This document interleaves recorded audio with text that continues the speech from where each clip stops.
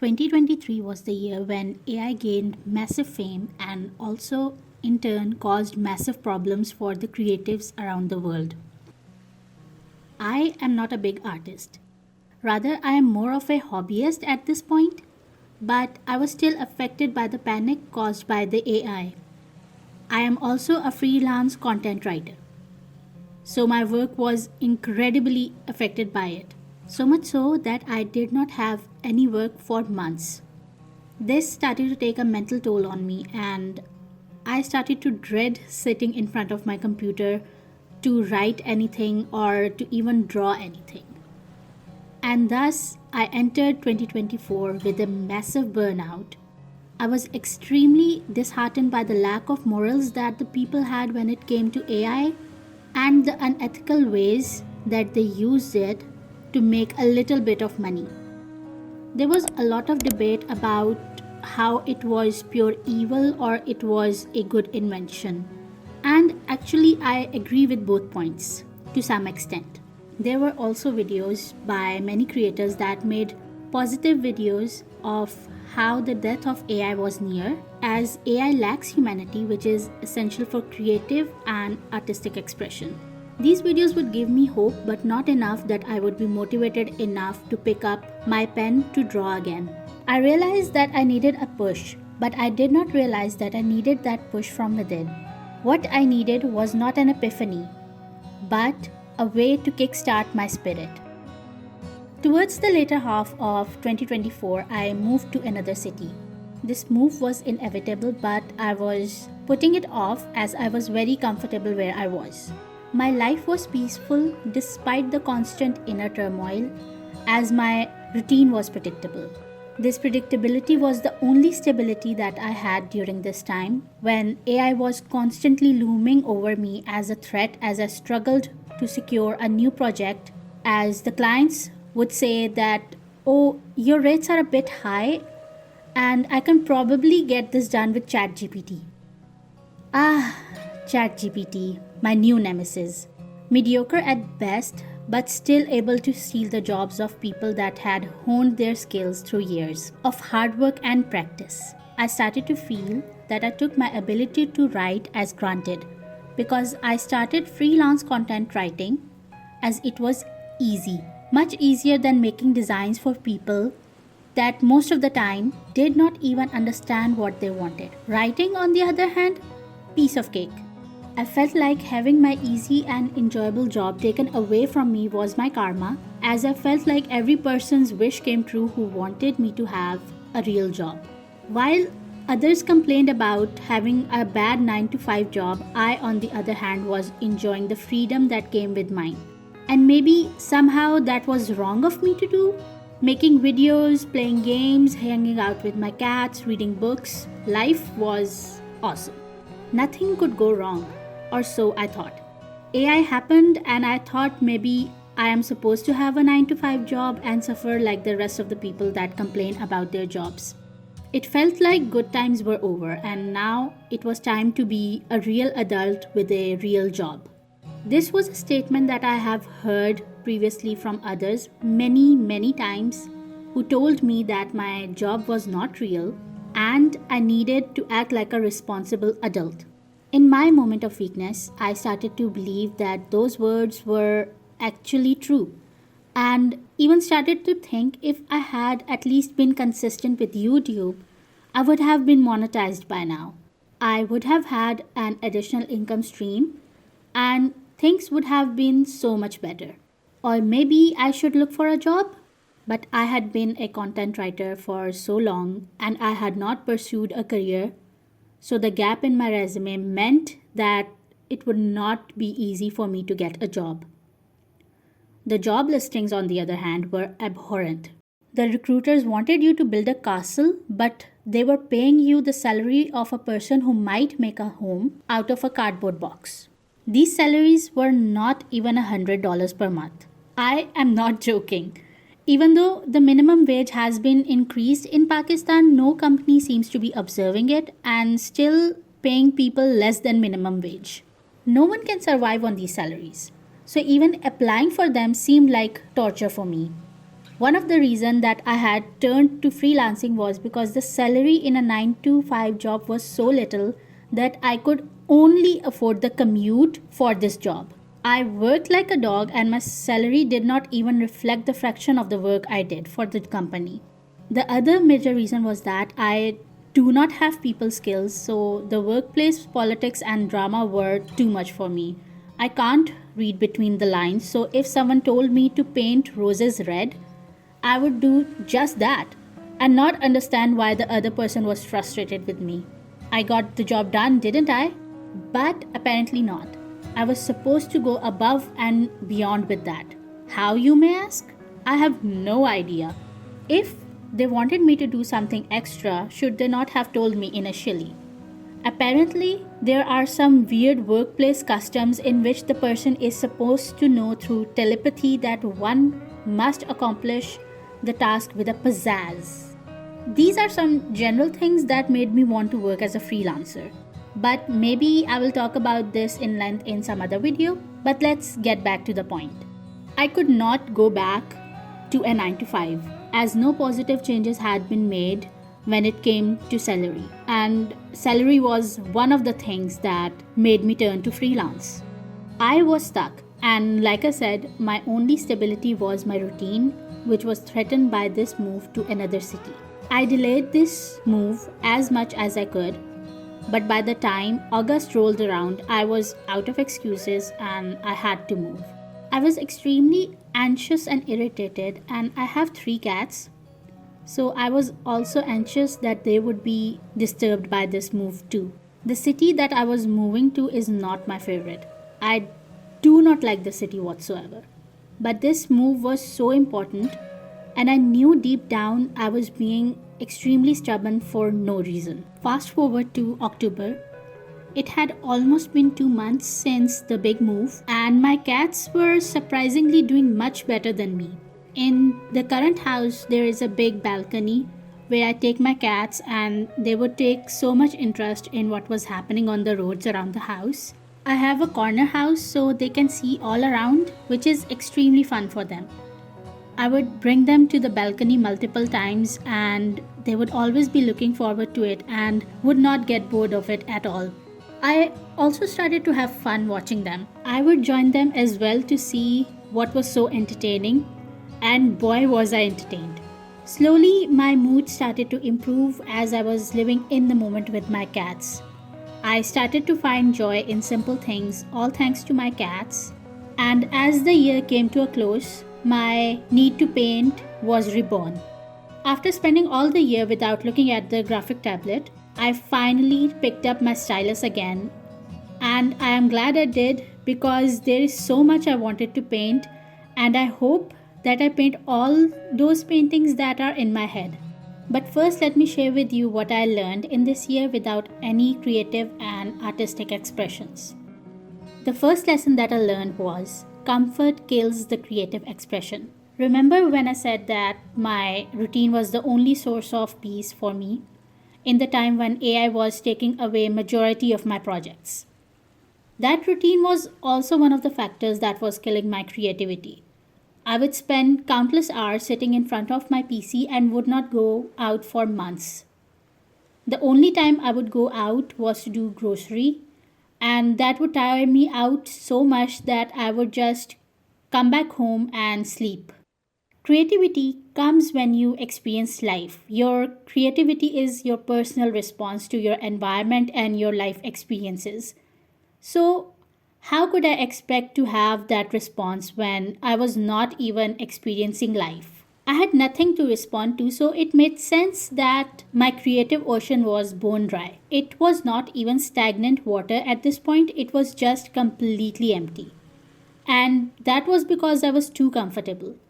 So even though I did not want to move, turns out it was exactly what I needed to start to revive my creativity. The second lesson that I learned was enjoying the simple things in life. Usually, the simple things in lives are overlooked by us, and we never pause to think about these things. I have never slowed down to appreciate the little things in my life, but I learned to slow down with the help of my cats. They are never in a hurry, taking their time, and really focusing on one thing at a time. They look out of the window for hours without getting bored, and they can play in the same manner every day without ever getting bothered by anything. They do something wrong, that's okay, it happens, and they move on. I have never seen them getting bogged down by something they did a year ago or even 5 minutes ago.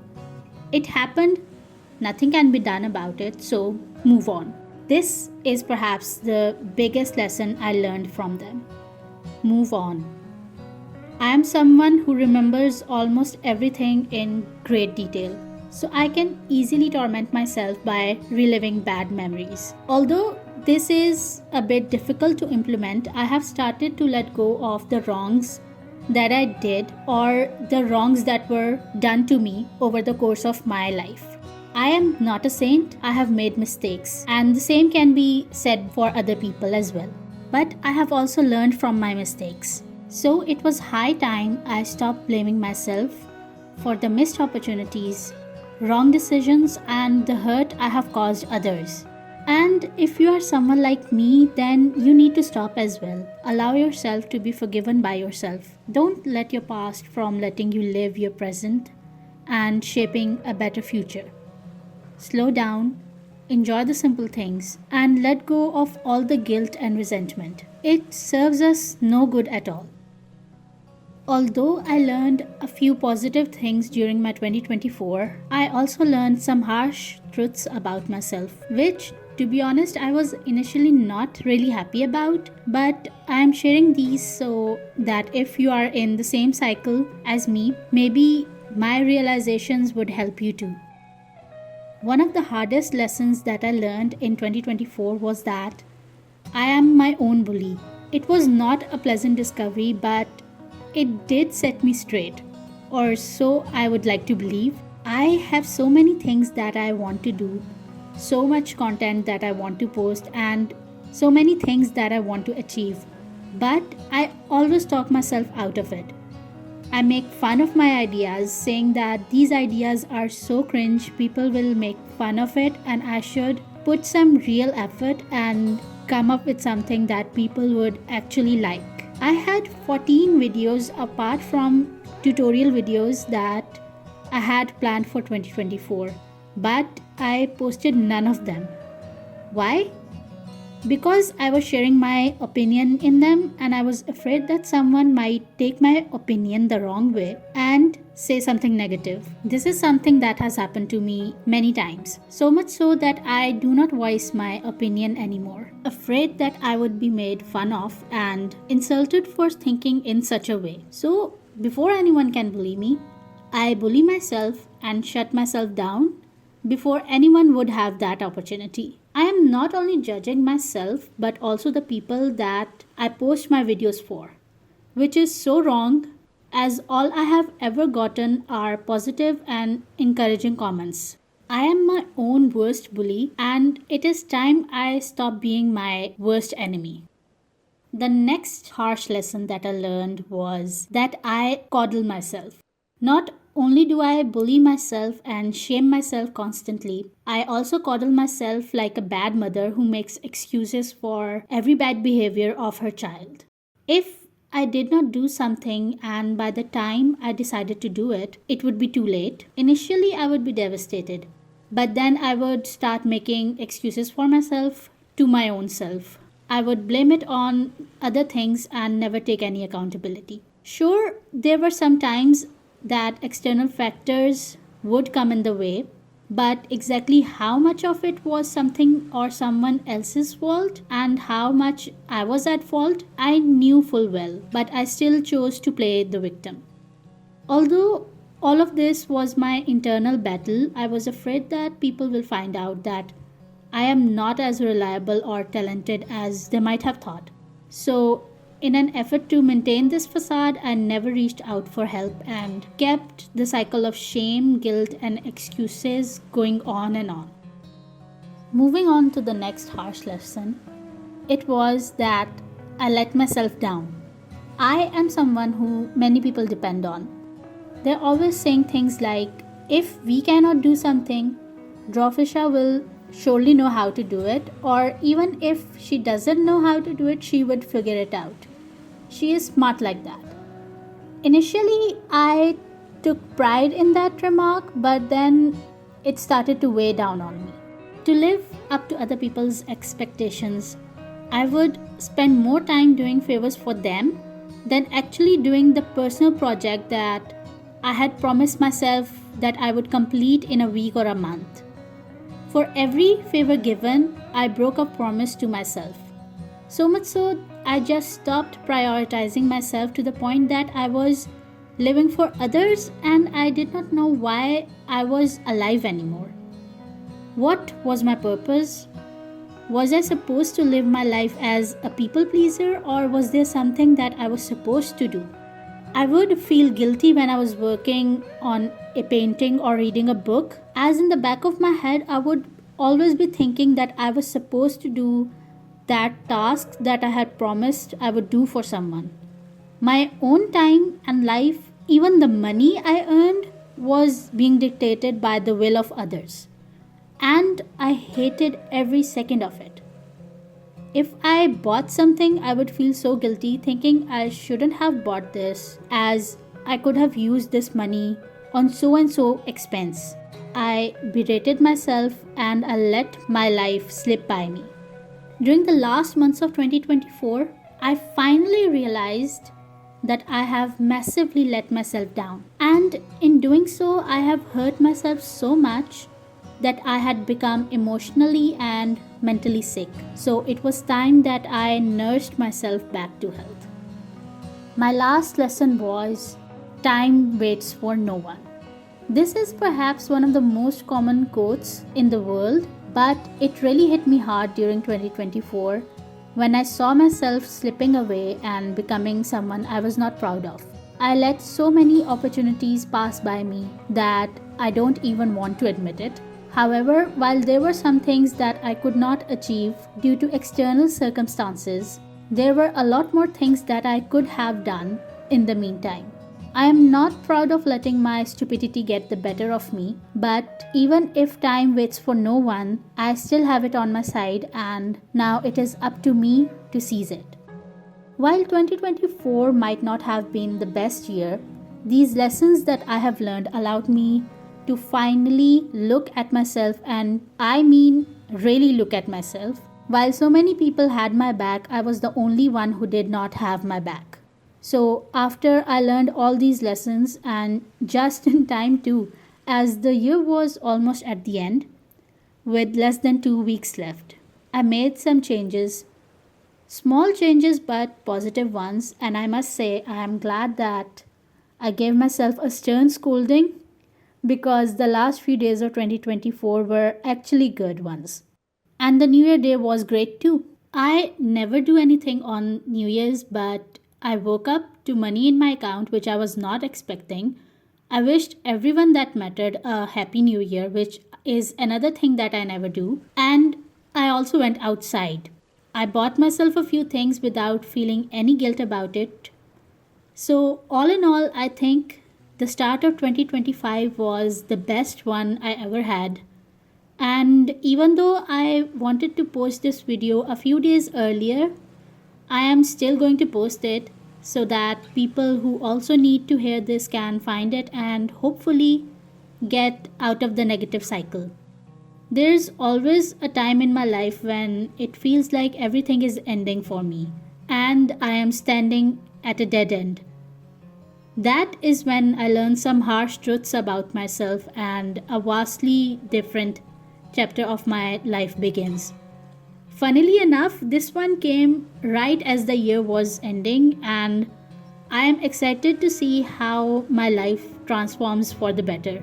It has been a while that I have been excited for future, but I am looking forward to the year 2025, and I hope that it brings me and everyone who is watching this, and even those who are not watching the video, the best of the best things. I hope our lives transform for the better and we have a blessed 2025. So on that note, happy belated New Year's, and I will definitely see you next time. Bye.